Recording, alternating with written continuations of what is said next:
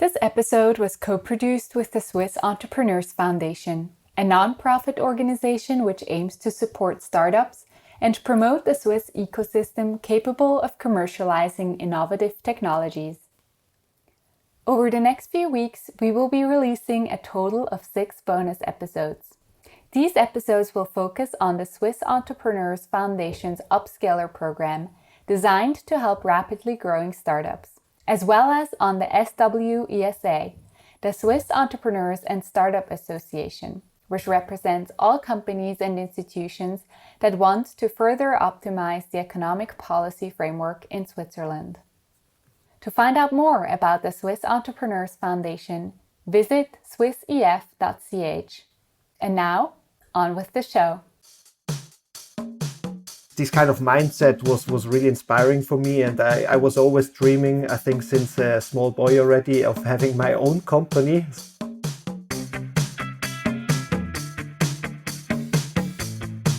Welcome to the Swisspreneur Show, a podcast about startup stories and hands-on learnings from experienced entrepreneurs. Here's your host, Sylvan.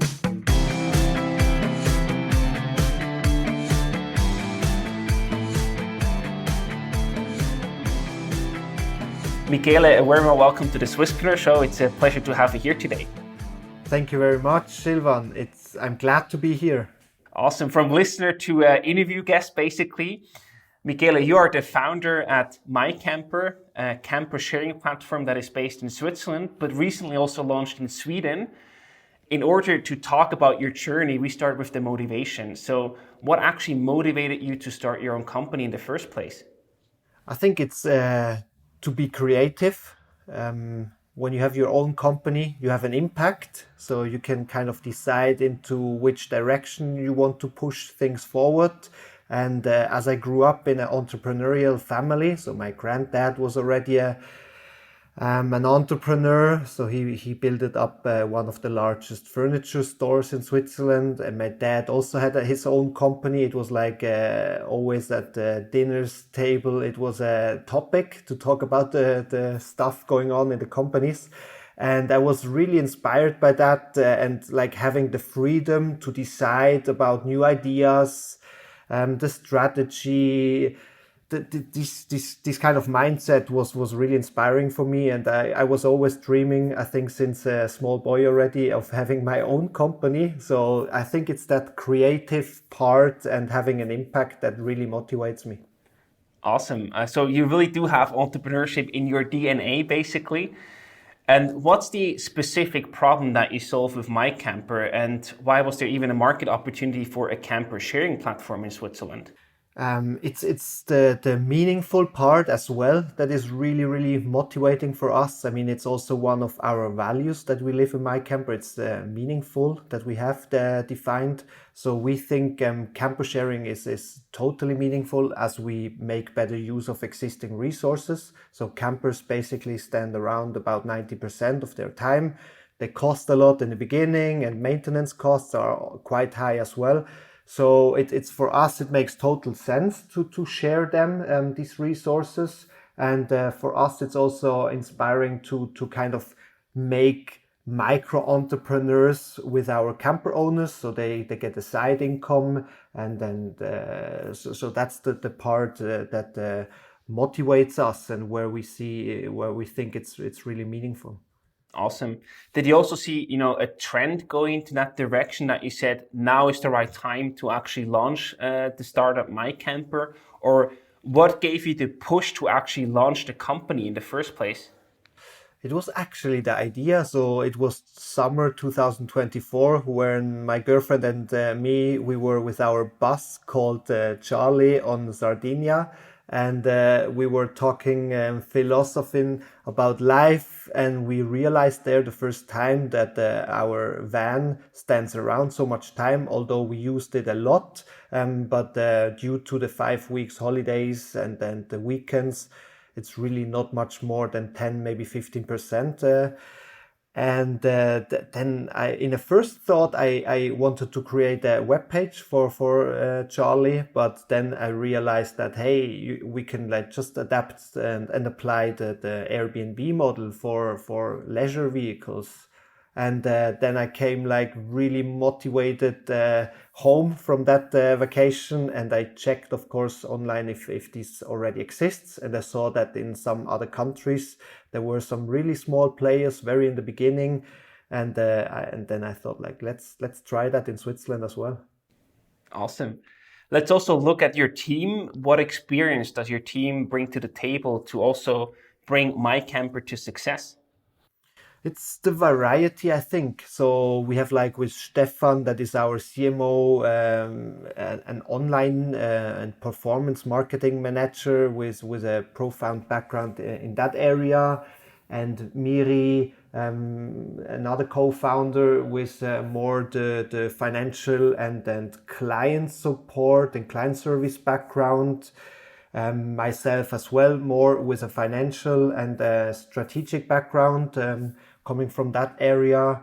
And I think the different other areas that are needed to be covered, like tech, finance, legal, so kind of the different areas that the team covers.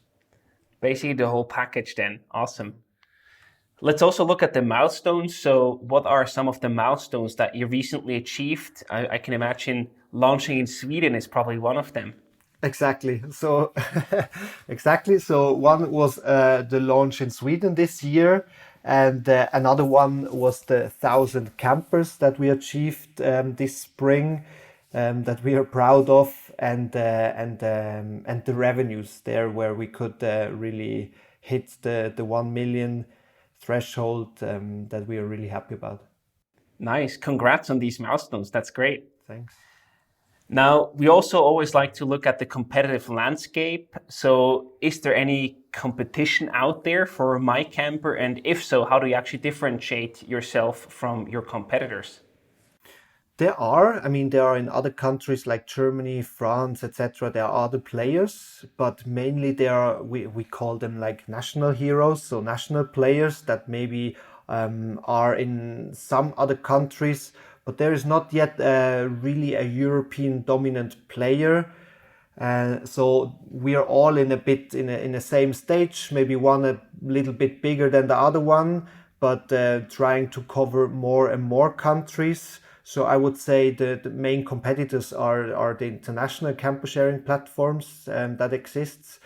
And so far, I think we are lucky in Switzerland that there are not many other players. I mean, there are, of course, some players that are coming in and that we also know they will come in next year, and new players that just will launch or have launched a platform. So, of course, competition gets more intense in the future. And the differentiation, it's always hard. I mean, it's an online platform. It's also, if you ask me what is the differentiation about like Tutti and Ricardo and all these platforms, I think it's difficult. It's the convenience of the platform, that the user really sees the added value of your platform. It's I guess the insurance solution that is a very important part for our platform, that people feel safe when they rent out or rent a vehicle. And what we think or believe in is the ecosystem. So we really work with different players. We can communicate very soon a very cool partnership with also a national big player, where we try to add new services and to really be a one-stop shop for people that want to do a camper trip. Awesome. Sounds great. And we all know that building a company or building a startup is actually very hard and also a lot of hard work. Usually a lot of sweat and tears that you put into your company. So what has been the toughest challenge for you that you had to overcome so far with your company? I think the first thing that comes up my mind is the financing round, our last financing round that we closed during really high season of the first Corona wave, or during the lockdown.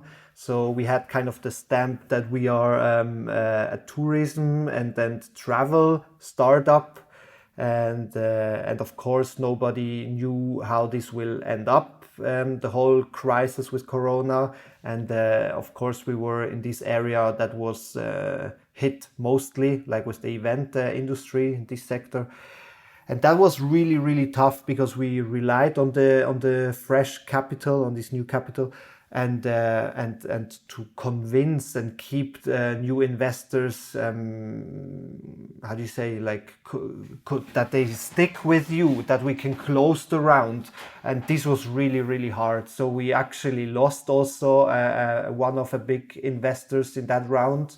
And to keep the other ones happy that we could close the round, this was really a tough time. I even had like some horror scenarios in my head. What if this capital will not come? What are plan B and C? So this I had some nights without sleep. How do you actually handle that? I mean, this is really an intense period if you have to deal with all this uncertainty.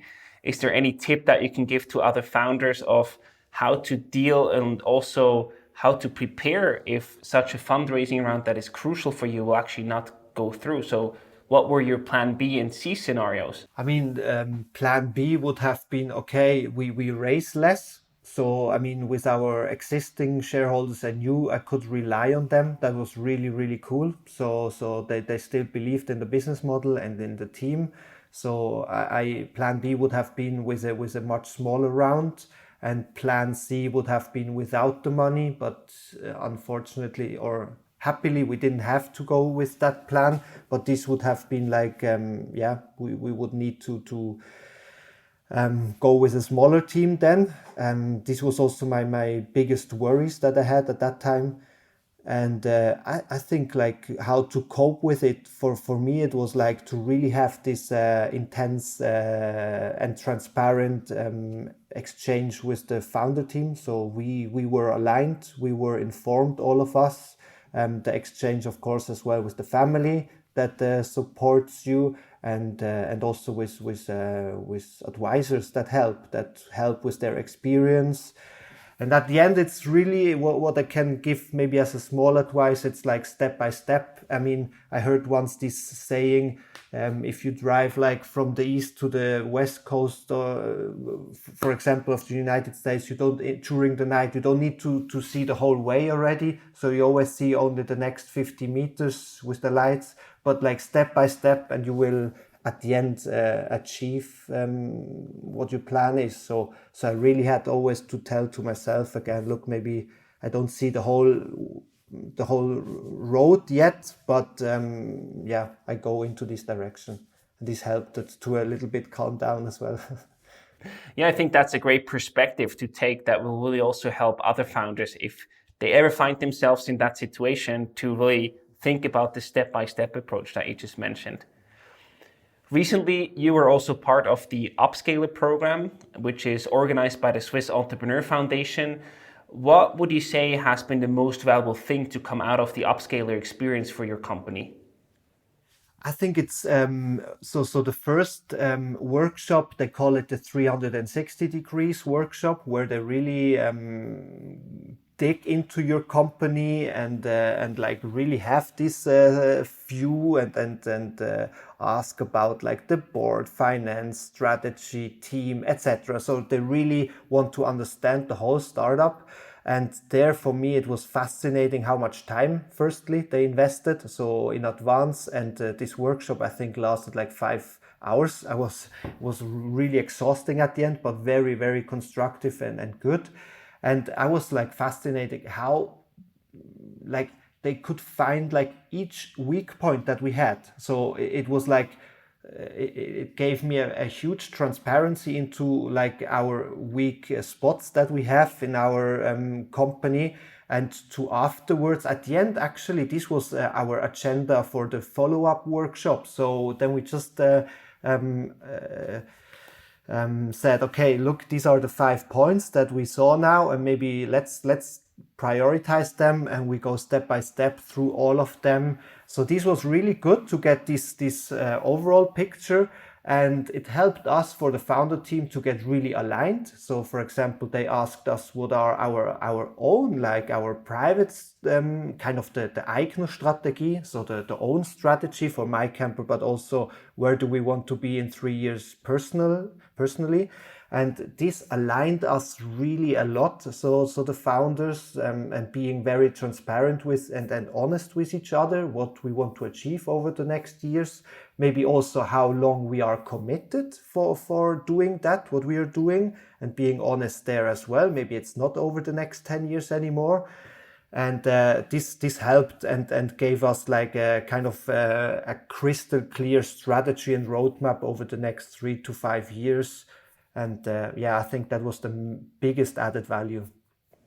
Nice. Also, from my perspective, these are really some unexpected results that you got out of that, because in some programs you feel like, sure, it was worth it probably, but it's also always a bit of trade-off between your time and what you actually get out of it. So why did you actually chose the Upscaler program and not something else in the first place? Exactly. Maybe to what you mentioned, I was also a little bit skeptical in advance. So I even asked Simon, who is who leads this program, like if I can have some reference and call these startups that went through this program first, because as you mentioned, it's really a big investment and time effort that you bring in. And they were really positive about the program. And I think it was just a perfect fit for where we are in the company life cycle. So we are now just launching Sweden this year. So we are really in this internationalization phase and try to scale up internationally. And this was where they focus on with that program. So it was kind of a perfect fit for our stage. So is that also what you would recommend to others that might consider the Upscaler program, to really think, hey, as soon as you found your initial customers, maybe hit the 1 million in revenue, so now you're looking at internationalization, at fast growth. Is that the right timing for the Upscaler program, or what else is important in terms of timing and making it a good fit? I think so. I think that's really is my feeling where they can help most at the moment.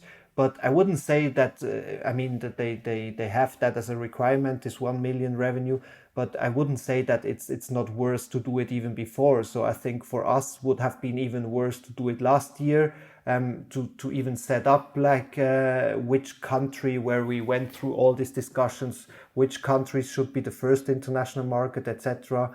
So I think as soon as you think about and talk about which markets is the next one, then I think they can really, really help and add value to that discussions. Awesome.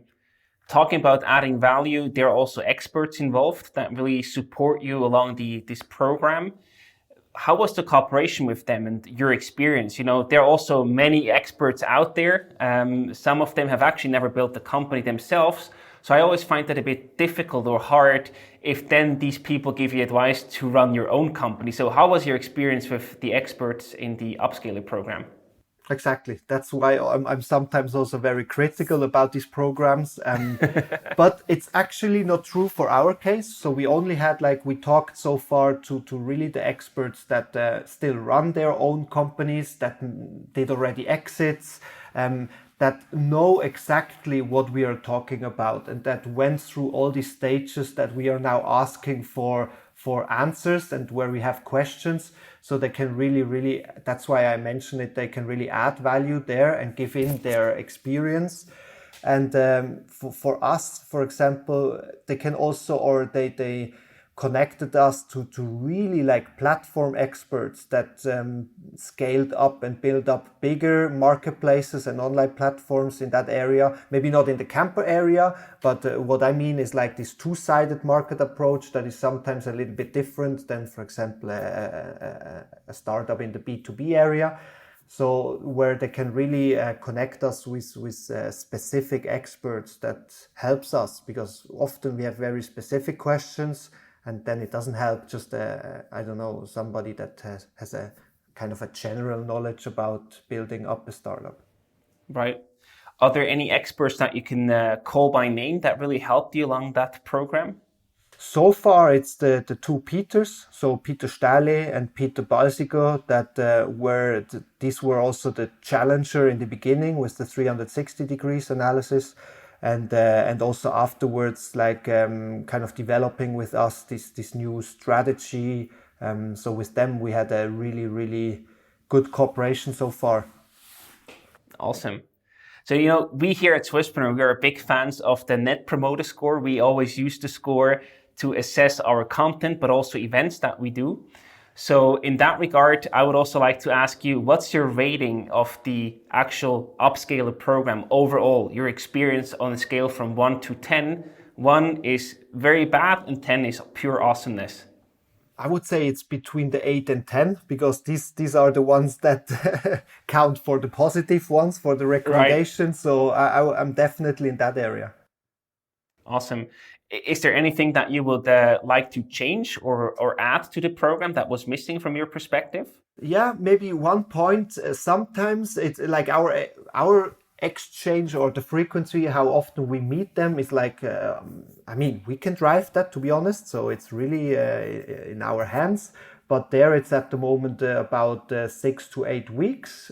And I think what would sometimes help would be like if there would be a call option between the workshop dates, that if questions in between come up. But I guess they would be open for these solutions. It's just that I didn't maybe ask so far. But this what already happens, or when I thought like, okay, but here I'm not sure, I would really like to have their opinion. I think that would help as well. Fair point. So now we talked about your past. We are, of course, also very interested about your future. You just launched in Sweden. You crossed the 1 million revenue mark. What is next for you and MyCamper? What can we expect from you in the next 12 months?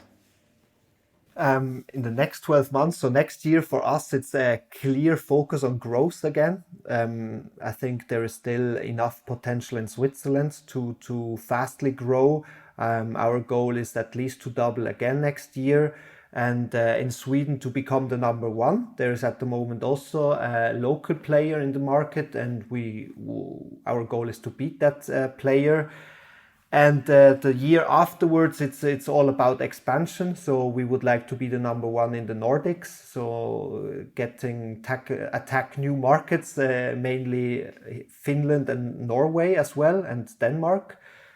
In the third year, I think it's getting the shift successfully done from a kind of a pure growth focus to a profitability focus. Got it. Yep. I think these are the relevant challenges: growing first, and then, of course, also being profitable as a startup company. That's a very good plan for the next 12 months. Now we also want to know a bit more about you as a person, Michele. We heard everything about MyCamper now and your experience in the Upscaler program. And to get to know you a bit better, we have some rapid fire questions. Are you ready? Yeah. Are you a thinker or a maker? Definitely a maker. I think as many of us entrepreneurs are. Leader or team player? I think team player. That was a bit a difficult decision. So why team player? Yeah, I think I like kind of to have the lead. But for example, when I founded MyCamper, I was also looking for like co-founders. So to have a team, as it's just much more fun to do things together and not alone. Fair point. Holacracy or hierarchy? Holacracy. Are you also organized that way? We're actually just communicating next week a new setup where we really want to focus on that topic. So kind of setting up the team not as marketing and customer success and then other teams, but to have like two kind of growth teams that focus on the two market sides, where we're really gonna mix up like product, marketing, customer success, etc. in one team. So more or less, much more or less kind of hierarchy and classical structures. Nice. Niche player or global leader? I think it's just the matter of where we are. It's a niche player. So we are in a niche with the camper business. And now, due to the current circumstances, and of course also some Corona or COVID questions, are you a COVID winner or a COVID loser from your perspective? No, I think that we're definitely a winner, an unexpected winner. People want to still do vacation, but they want to do them close to home, or they can only do them close to home, so they need to rent a camper. Yeah, exactly. And you're like outdoor in the nature, and you know with whom you're traveling. So it's kind of still a good way to make holidays. Right. And the last one, COVID credit, yes or no? Yeah, we did. We applied for that. Awesome. Great. So these were all my questions, Michele. Thank you so much for taking the time. It was a pleasure talking to you. And we wish you and the whole MyCamper team lots of success for the future, and are curious to see what we can read and hear about your case with the expansion and the profitability as a focus over the next years. All the best. Thank you very much, Silvan. It was nice talking to you too.